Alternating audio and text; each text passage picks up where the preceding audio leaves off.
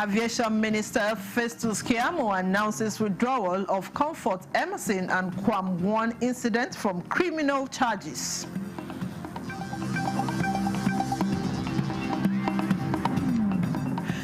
Quest for efficient civil service, officials hit at imminent nationwide personnel audit and skills gap analysis.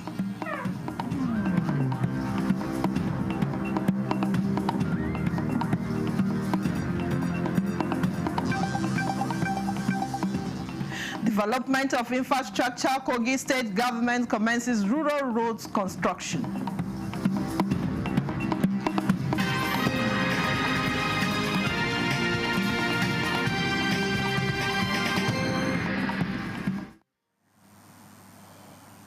Hello and welcome to the News Desk of 3 on NTA News 24. We are live in Abuja. I am Vivian Izadifi.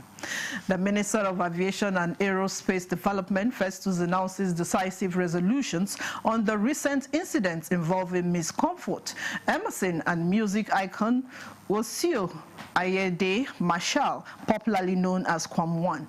Over the past 48 hours, the minister has engaged in consultation with critical stakeholders in the aviation sector and individuals involved in the unfortunate incidents and came up with the followed decisions. In a statement through his special assistant on media, Tunde Moshood, the minister has conferred with Ibom Airlines to withdraw its criminal complaints against Comfort Emerson and to be released from Kirikiri Correctional Facility within this week. The minister also conferred with the airline operators of Nigerian AON to lift the lifetime flying ban imposed on Ms. Emerson. On the issue of Kwam One, the NCAA will reduce his flight ban to 1 month, and FAN will collaborate with him as a public ambassador for proper airport security protocol awareness. The minister further stated that the Value Jet pilots Captain Oluran T. Ogoyi and First Officer Ivan Oloba will have their licenses restored after serving a 1-month suspension and undergoing mandatory professional reappraisal.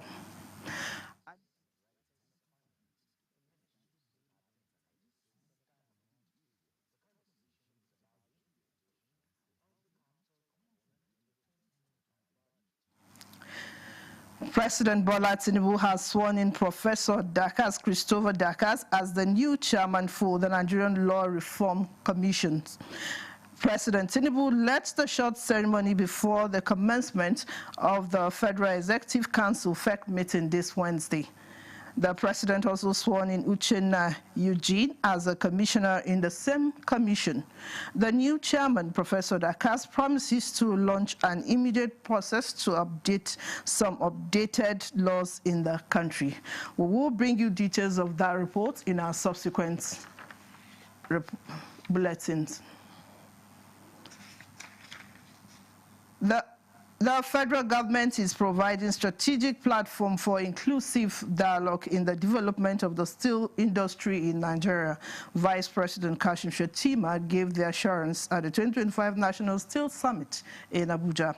State House correspondent Abdulrahman Jibrila reports. To deepen impact, we are establishing an industrial park within the Ajaokuta area. It will host a free trade zone. It will include a gas park. It will house a military industrial complex. All of this will draw from the infrastructure already in place. They will position Ajaokuta as the industrial heart of our nation.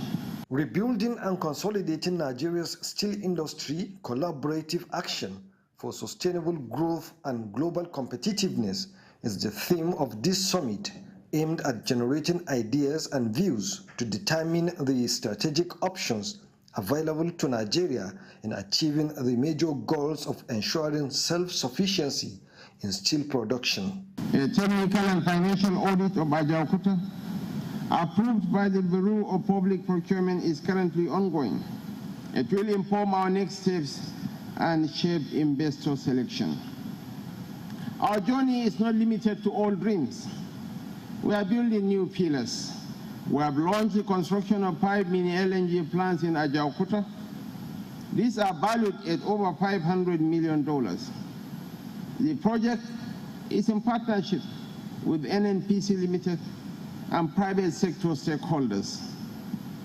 We are also concluding an arrangement with the Ministry of Defense and the Defense Industries Corporation of Nigeria, DIC, that will enable us to commence the production of military hardware at the Ajaokuta Engineering Workshop. Meeting with stakeholders is essential in evaluating the state of the steel industry, exploring investment opportunities, identifying policy and infrastructure gaps, and adoption of a roadmap for the revival and sustainable development of the industry. Policy alignment. As the regulator of the steel industry, we have also reviewed the 2008 Metals Policy Document and our sectorial roadmap, a 10-year sectorial roadmap, to ensure a sustainable growth of the sector with a target production of 10 million metric tons of crude steel per annum. We are committed to deep, sustained reforms to make Nigeria a competitive destination for steel investment, including promoting value addition through processing and manufacturing, streamlining approvals to attract and retain investors. These reforms are not just about mining. They are geared towards laying the industrial foundation for a fully integrated Nigerian steel industry. Government alone cannot rebuild this sector.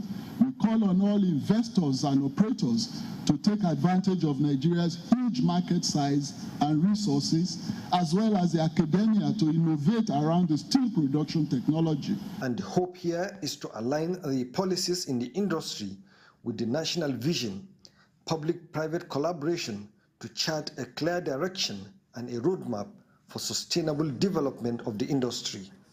In Abuja, Abrahman Jibrila, NTA News. The Economic and Financial Crimes Commission has granted administrative bail to the former Sokoto State Governor, Aminu Tambuwal, a day after detaining him over alleged fraudulent cash withdrawals, totaling 189 billion naira. Tambuwal, a senator representing Sokoto South in the Senate, was freed after meeting his bail conditions. He had honored an EFCC invitation on Monday, arriving at the Commission's Abuja headquarters at about 11:30 a.m., where he was interrogated and detained overnight. Tambuwal is being investigated for alleged several withdrawals during his tenure as governor of Sokoto State, which allegedly violated the Money Laundering Prevention and Prohibition Act 2022.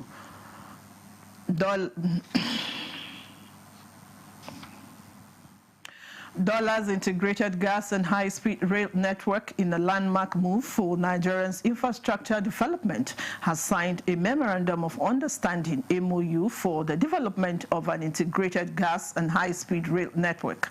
This ambitious project promises to transform the nation's energy sector and revolutionize transportation connectivity across the country. Shehu Mohammed Dati reports.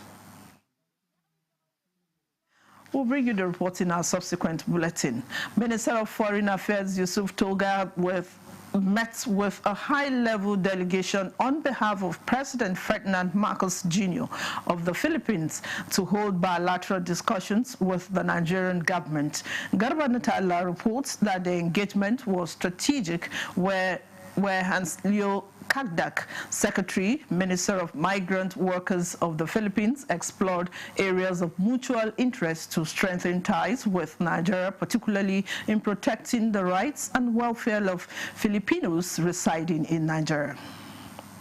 Deepening bilateral labor relations. This is a clear directive of no less than our President Ferdinand Marcos Jr., and to provide further activities, to look forward to further activities and discussions along the lines of capability building and information exchange, and knowing more about each other's systems in terms of protection of labor on our side.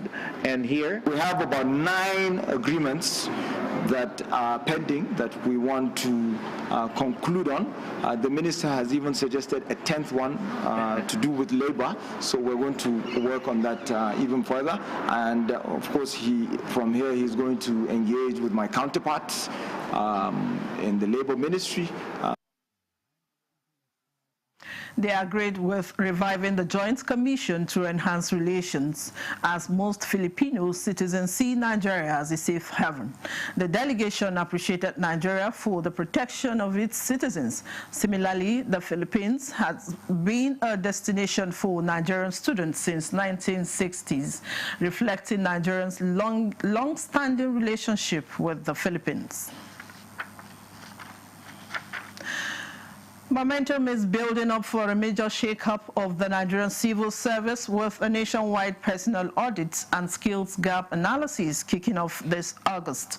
The goal is to make the service sharper, faster, and more responsive, so it truly delivers for the people. This was one of the hot topics dissected by guests on NTA's Good Morning Nigeria during a lively conversation on civil service reforms. Olusheye Adiagbo reports. Dr. Gideon Adogbo, Senior Technical Advisor, Governance Reform, Technology and Innovations, shared a host of innovative ideas designed to smooth the journey towards full digitization of government services. It was clear if the civil service is going to meet modern demands, embracing technology isn't optional. It's the heartbeat of reform. For civil service to deliver the services to the citizens, they need to use technology. And that's where digitalization is coming in, to ensure that all work processes are digitalized. And it's about inclusivity. And where this reform is very people-centric. Every civil servant that uses Service YGPT, it's like you have your own digital personal assistance at your fingertip. It captures the human resource, the procurement aspect, the compendium of circulars.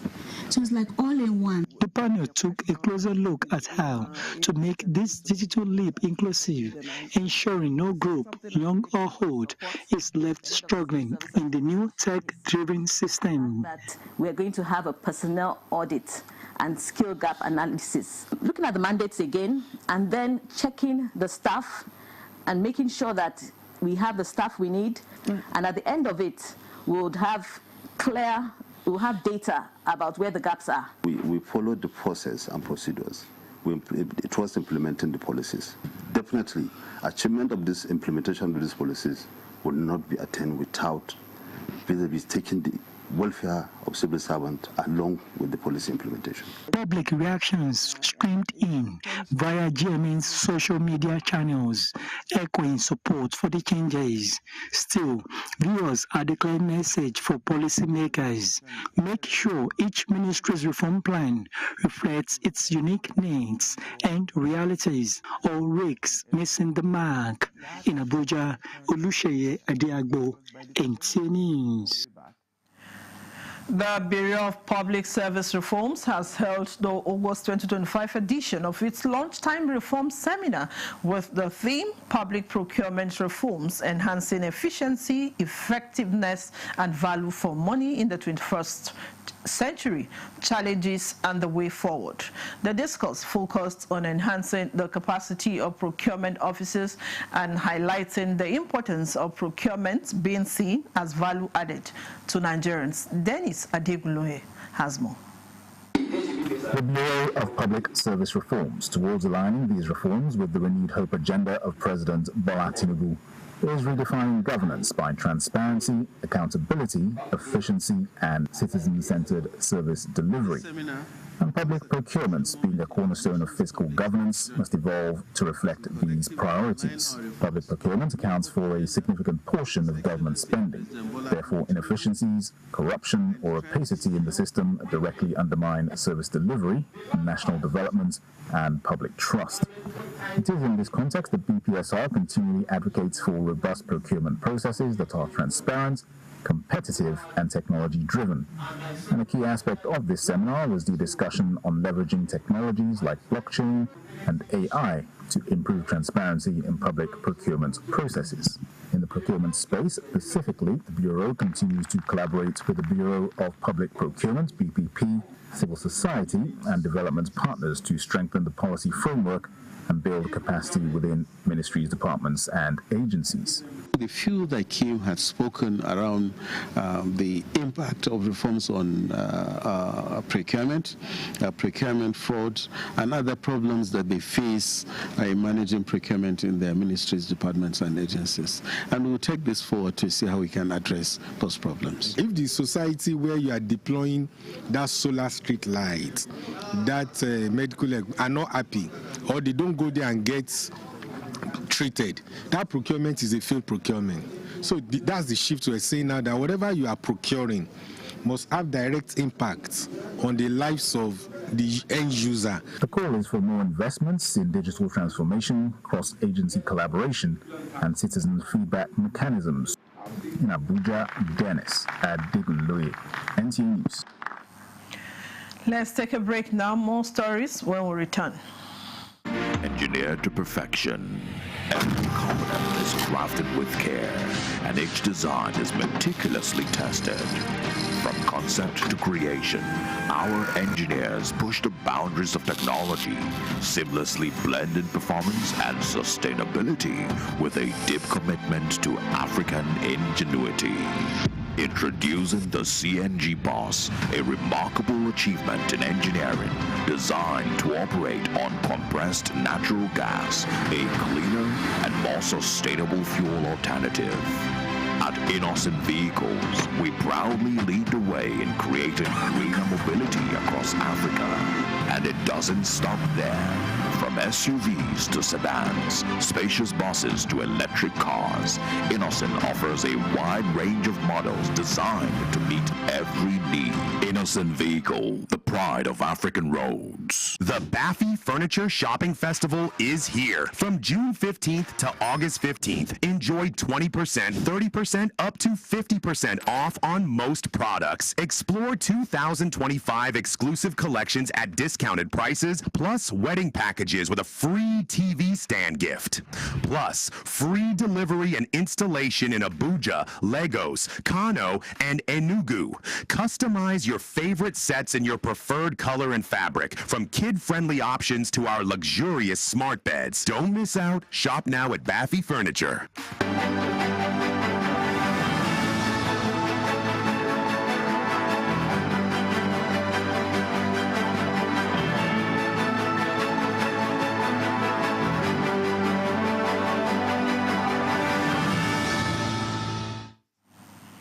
Welcome back.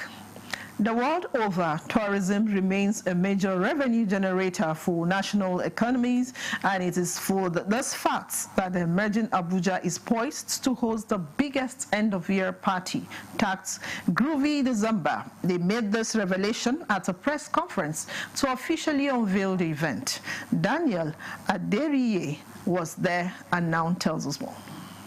Take this project as a community project. Thank you very much. The Ember months are upon us, and as such, frantic efforts have been made by tourist locations and organizations worldwide ahead of the festive season. Emerging Abuja is one of such. But theirs isn't just for the city alone. Rather, they hope to make the capital a choice destination for tourism in Nigeria and the continent at large. The date for this event is scheduled from December 15th to 31st, 2025. Throughout the December period, beginning from 2025, with Abuja Groovy December, powered by a premier destination experience, curating organization, Emerging Abuja program of KHL. Groovy December is a premier festival showcasing over 35+ events, with which its maiden edition is expected to debut this year. We want to encourage our parents to begin the process of investing in the new generation by bringing them home. And Abuja happens to provide that serene environment for them. Abuja has undulating mountains. Now, just like you're talking, Calabar is different from Lagos, Lagos is different from Abuja. So we're going to sustain this project with partnerships. Ex-Super Eagles star Samson Siasia is the face of this project, and he says his choice to be a part of the project is born out of a passion for tourism. and sports. Abuja has developed and everyone is going to Lagos. This is the federal capital. Why can't we bring this movement back to Abuja instead of going back to Lagos? That's number one in tourism. The Abuja Groovy December is the first in its series and of its kind. In Abuja, Daniel Adiriye, NT News. And to Kogi State now, the Kogi State Governor Usman Ododo has flagged off the construction of a 12.5-kilometer Unosi-Odonto-Ogigiri Rural Road in Ajokuta local government area. The governor emphasized his administration's commitment to progress, expressing gratitude to development partners for their support. The national coordinator of the RAAMP, Engineer Aminu Wodunga Muhammad, appreciated the governor for providing the necessary counterpart fund. He revealed plans to engage indigenous youth in maintaining rural areas sustainably, ensuring the project's long-term success. Muhammad assured continued technical support to the Kogi State government and commended development partners for their contributions. Coordinator of the Kogi State RAMP, Shidu Obansa, emphasized that the road projects will improve access to farmlands, enhance transportation of agricultural produce, and foster socio-economic development in the benefiting communities. The project aims to boost rural connectivity, agricultural marketing, and economic growth.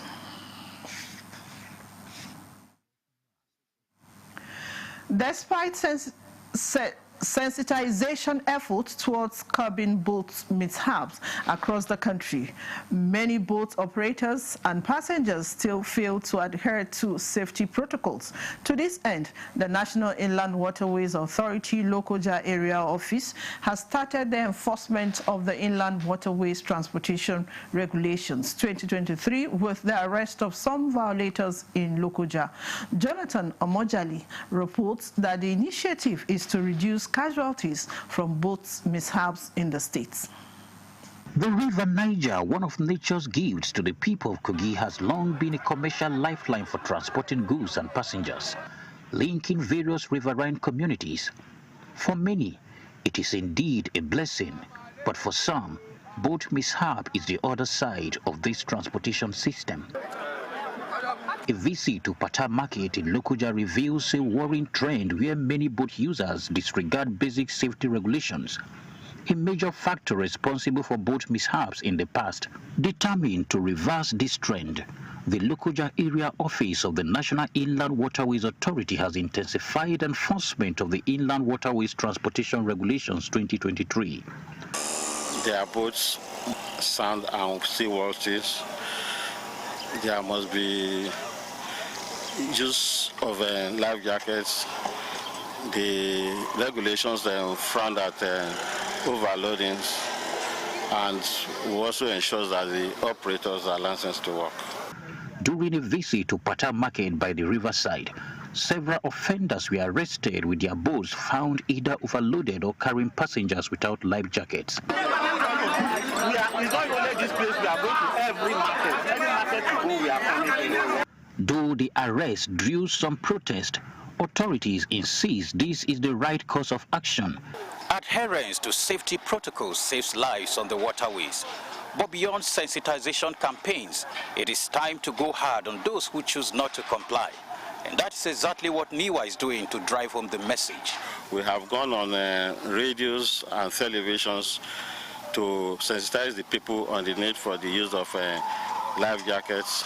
All these ones are purely soft enforcement. The enforcement team also visited Ganaja, where most operators and passengers were seen complying with life jacket rules. We are forcing them to wear, and if you say you cannot wear our own, then you buy your own. Anytime you want to cross, you come with it.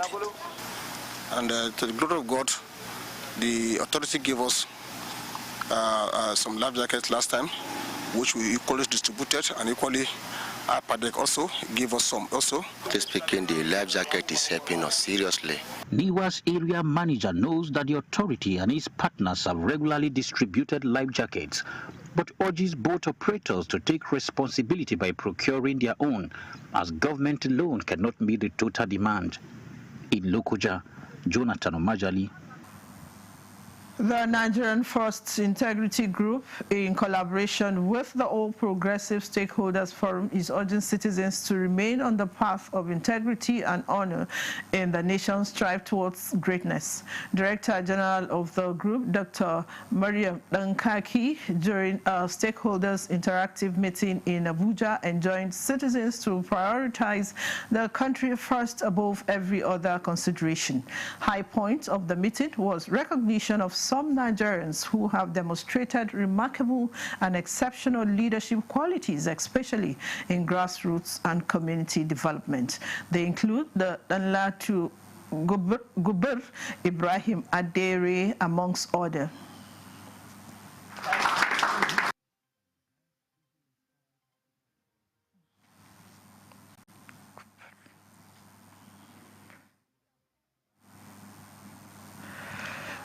And that concludes the News Desk 3 on NTA News 24. Thanks for watching. I'm Vivian Izadifi.